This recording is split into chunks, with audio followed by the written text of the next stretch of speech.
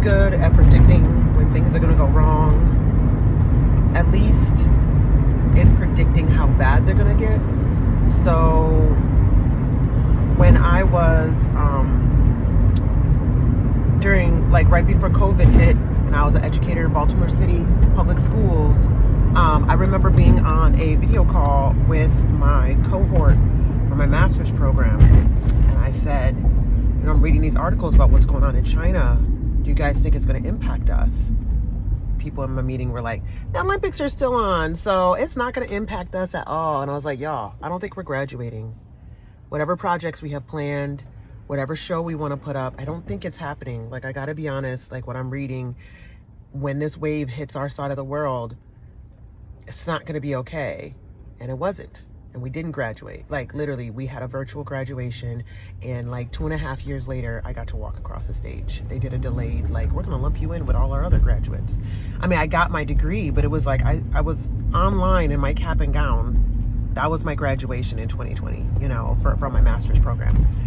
So anyways, I was thinking about this current situation and the things I'm reading and how unbelievable they are and how crazy I think about it. Because I'm like, this is like when I was reading in my American history textbook and being like, how is this real? You know, like, how did people not do something? And I was like, I'm living in that time. I'm living in that time where we're reading it and we're not believing it, and we're not like rallying, probably because we're out of practice and we never seen it done. We didn't see our parents march for something like this.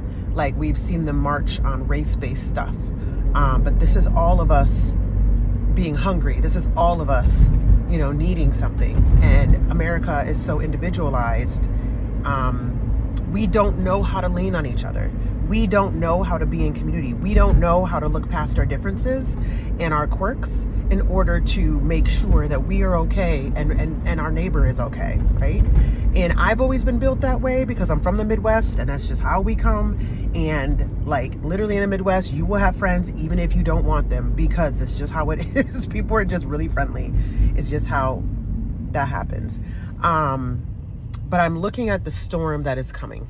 And I was raised in poverty, and I learned how to be really resourceful. It taught me a bedrock of skills of, like, when that storm is coming, you better batten down these hatches and get your mind ready and get your heart ready.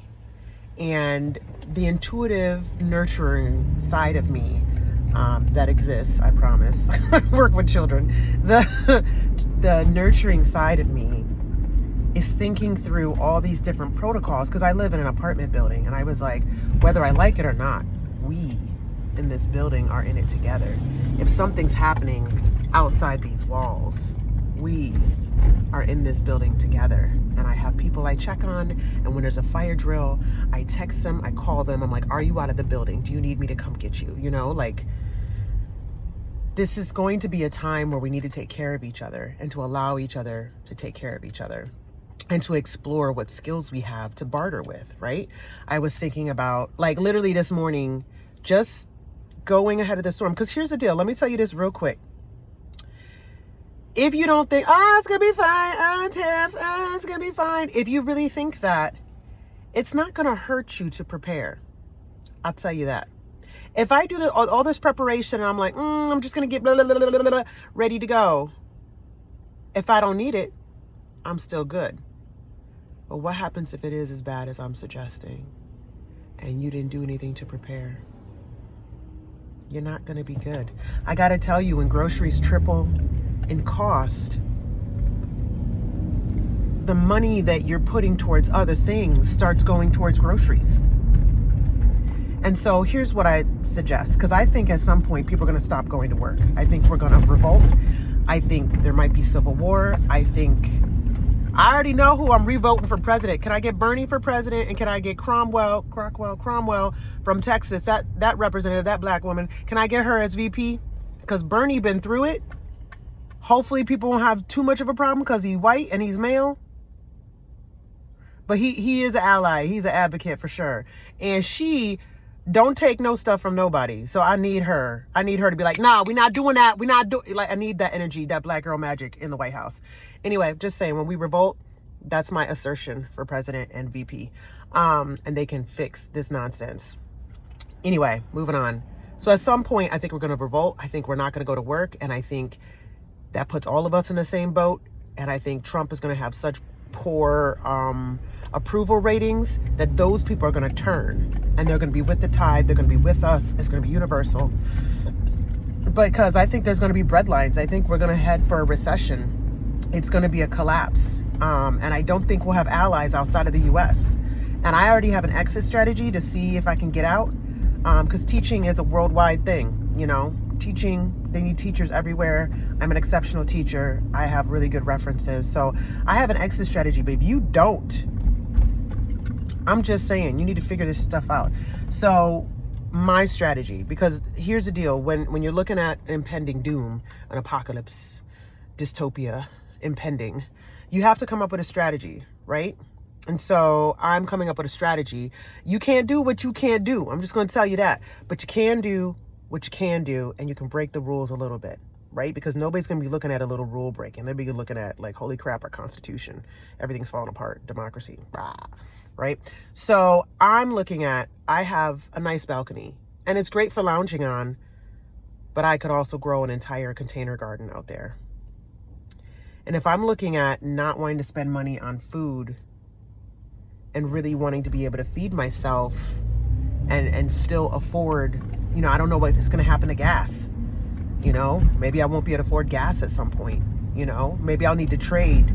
I don't know. I don't know what's going to happen. But I'm just saying, like, I'm just looking at what do I need to streamline and figure out so that I can batten down the hatches and be able to survive the storm. And some of you are so used to when things get really bad, I go to mommy and daddy. Well, guess what? Older people, when they start coming for Social Security, older people are not giving up their money. I got to tell you that, because older people need it. They're afraid because they can't make more, right? They can't really go back into the workforce and, like, you know, forge a ton more money. They made their money. That's it. So I'm just saying, when you're thinking of like, oh, it's fine, I'll just talk to mom. Guess what? They love you, but you better just move in with them, because they're not going to be giving up support to you, because this storm is going to affect everybody, and their livelihood is important to them. Everybody's going to be taking care of themselves. So here's the deal. Figure out what you can do. Where I'm at, I know that I can make my whole balcony a garden, and I don't know how, but my partner knows how-ish.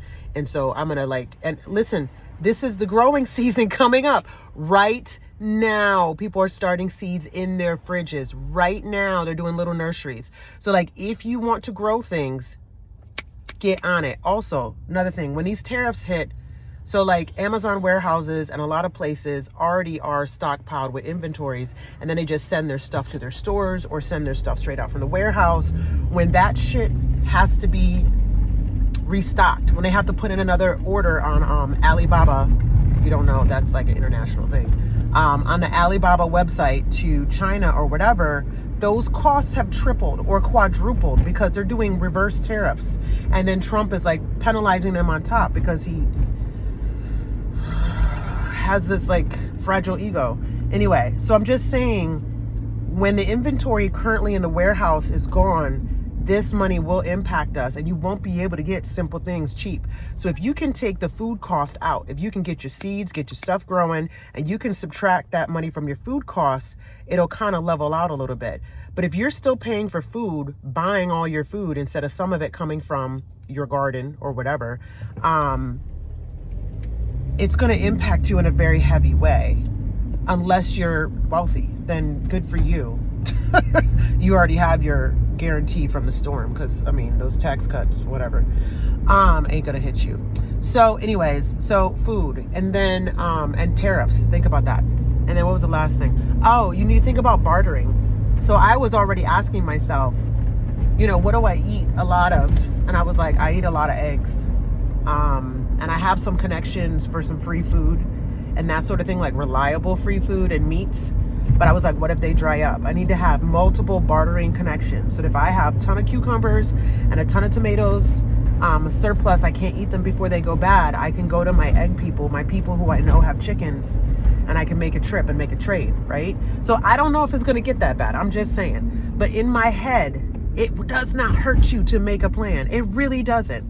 And especially for making a garden, I was like, if I can get containers from Home Depot, because you need depth for planting, if I can get containers from Home Depot now versus in 6 months when they're going to go up in price. I'm just saying, there's a storm coming.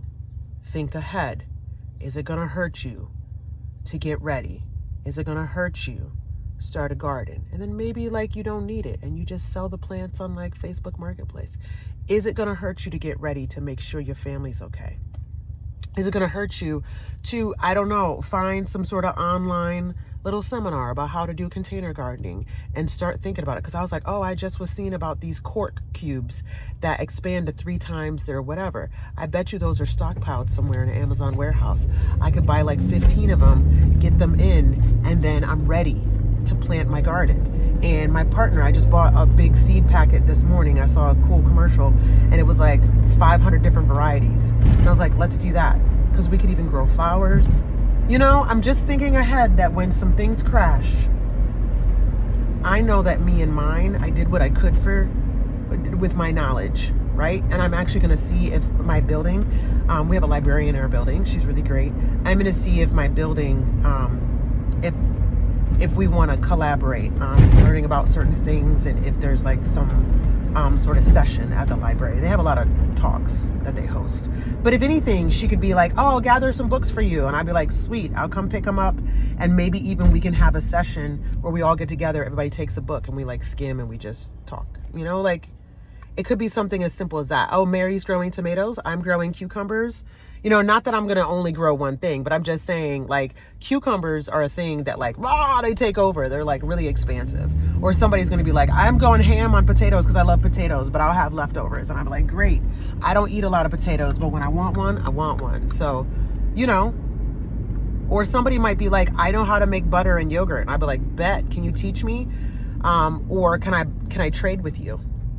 Because I like growing things, but I don't know that I feel like making butter. I like butter. Anyway, I'm just saying, y'all, get connected. Because I have friends who have chickens. I have, you know, I don't have connections at butchers, but I have a friend who's really connected with food rescue. And like these stores just throw food at like this place and this place, and she helps transport it. And she always puts me together a bag. So like, get yourself together. Because if you don't need it, great. If you do need it, you're going to be okay. Because I promise you, you know, with COVID, a bunch of people were committing suicide because it was so stressful. They didn't know how they're going to provide for their families. Like, batten down the hatches. We're going to need each other. Better figure out how to be likable because we're going to need each other. So if you got some serious character defects, you better stuff them down where the sun don't shine. Because we're going to need to lean on each other and to focus on what unites us, not what separates us. I even just bought some Flow fans. I won a grant, so I have permission to spend money on that because I was like, I should be saving my money just in case. But I was like, you know, we might not be able to afford to go to the movie. I don't know what's going to happen with some streaming services. You know, like, I don't know what's going to happen. But I was like, I might be doing outside performances for people and just like being in community and like keeping it old school. So anyway, more to come. Just think about how you're providing for your people and your community.